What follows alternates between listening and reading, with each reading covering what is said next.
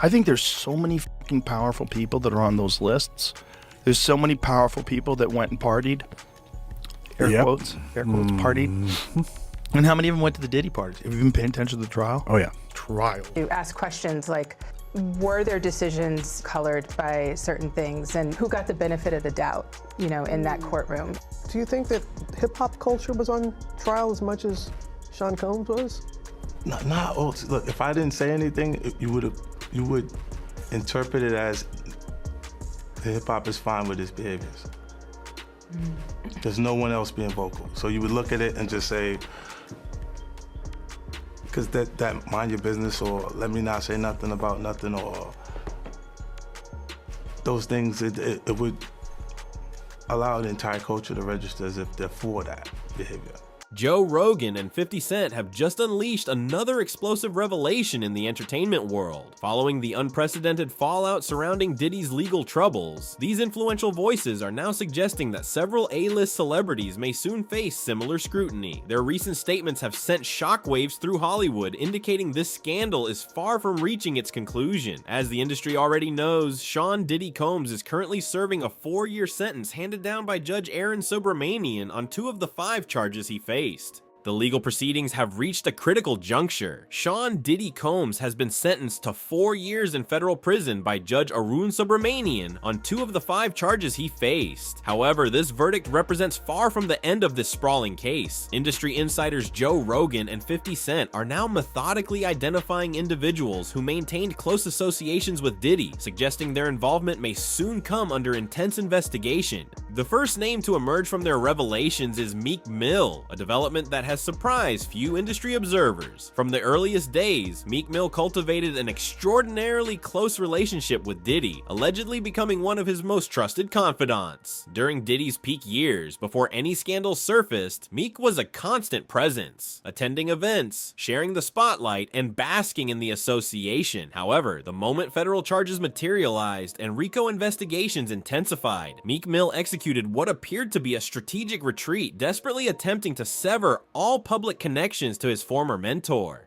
Everybody was passed out. Yo, Diddy had that man in the room. Look, yes, I put my ear to the fucking door and I brought the phone because Diddy started going in overdrive. I ain't know what the fuck was going on, but I just heard balls slapping against cheeks.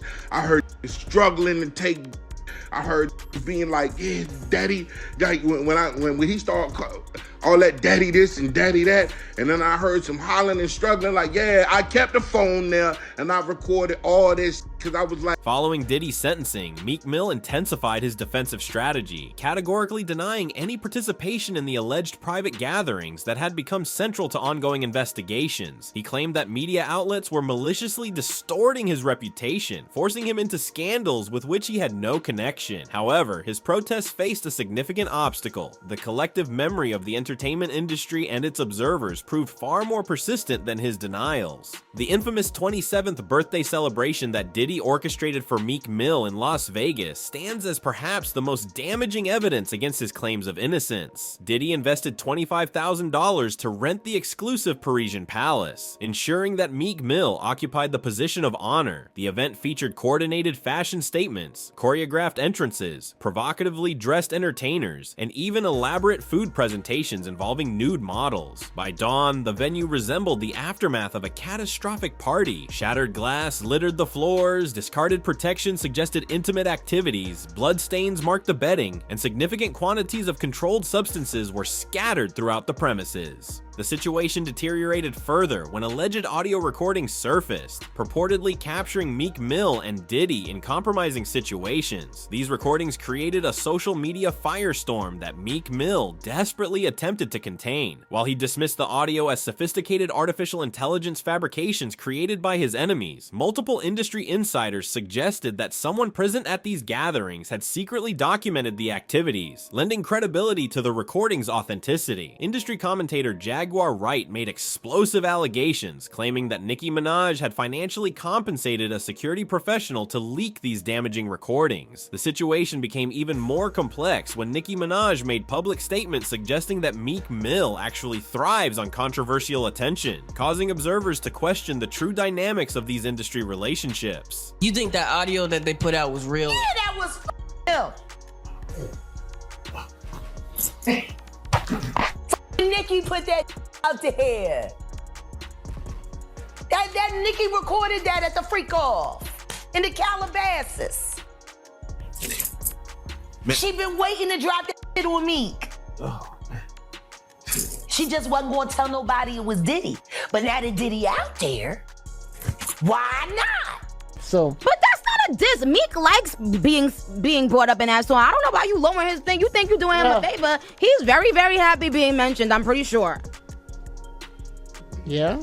Yeah. Okay. Meek Mill's response was characterized by explosive anger and defensive gestures, including a public offer of $100,000 for independent investigation into these allegations. However, he never provided evidence of actually funding such an investigation. Meanwhile, historical footage began recirculating, including particularly awkward recordings of Diddy addressing Meek Mill with unusually intimate terms of endearment. Hey, what's up, King Son?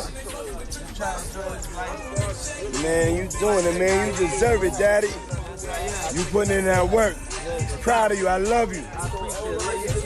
Yeah. After months of vehement denials, Meek Mill has dramatically altered his narrative strategy. His current position acknowledges his presence at these controversial gatherings while maintaining he remained a passive observer who never participated in questionable activities. This creates a fundamental credibility problem. The public must now choose between believing his original claims of complete absence or his revised story of innocent spectatorship. With rumors circulating that Diddy may cooperate with federal investigators, industry observers believe Meek Mill could become the next major figure to face serious legal consequences. The investigation's scope appears to be expanding to include Oprah Winfrey, a development that has sent shockwaves throughout the entertainment establishment. Intelligence suggests she may have connections to Diddy's alleged private entertainment networks. While this might seem implausible to casual observers, industry insiders point out that Oprah's associations with controversial power brokers represent a consistent pattern rather than an isolated incident. Her well-documented friendship with Harvey Weinstein, maintained even as his reputation crumbled, serves as a prime example of her controversial alliance choices.